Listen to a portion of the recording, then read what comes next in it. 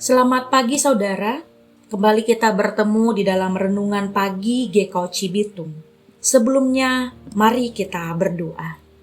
Bapa Sorgawi yang empunya kehidupan kami mengucap syukur untuk kebaikan-Mu yang telah memelihara kami sepanjang malam hingga pagi ini kami bangun menikmati, menyaksikan kebaikan Tuhan yang tidak berkesudahan. Di pagi hari ini kami mau belajar dari firman-Mu.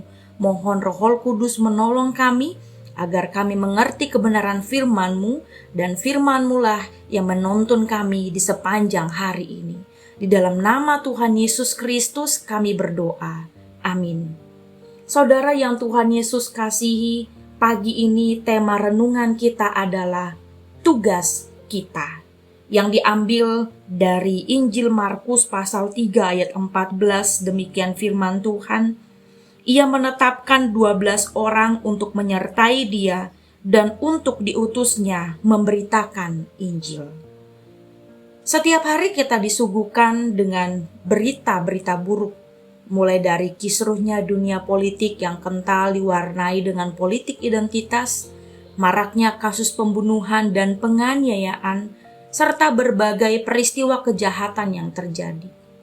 Rasa-rasanya setiap kali membuka sebuah portal berita, dari 10 berita yang ada, 7-8 diantaranya berisi berita buruk.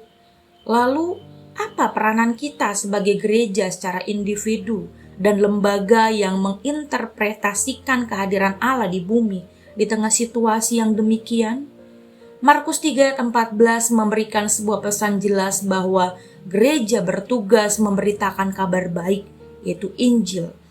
Mungkin sebagian orang berpikir bahwa memberitakan Injil adalah tugas segelintir orang saja seperti pendeta atau majelis. Kata memberitakan Injil, jika dilihat dalam bahasa aslinya, berarti menceritakan sesuatu yang sedang terjadi atau sudah terjadi, yang kita kenal dengan bersaksi. Apa artinya? Yang pertama, gereja harus sadar bahwa tugas utamanya memberitakan kabar baik, bukan menjadi bagian dari kabar buruk. Yang kedua, untuk memberitakan kabar baik, gereja atau kita harus siap masuk dalam proses dipilih dan menyertai Tuhan. Di sini kata menyertai Tuhan mungkin terdengar asing di telinga kita. Namun kalimat ini mengarahkan kita pada sebuah proses mentoring untuk menjadi serupa dengan Yesus. Proses ini tidaklah mudah karena ego harus dikikis habis. Sudah bukan lagi mau-maunya kita saja, tapi semua harus seturut dan sesuai dengan kehendak Tuhan. Kita tidak boleh protes ketika masuk dalam proses. Mengapa harus memberitakan kabar baik? Karena gereja harus memberitakan kabar baik agar bisa saling menguatkan, saling membangun iman satu sama lain.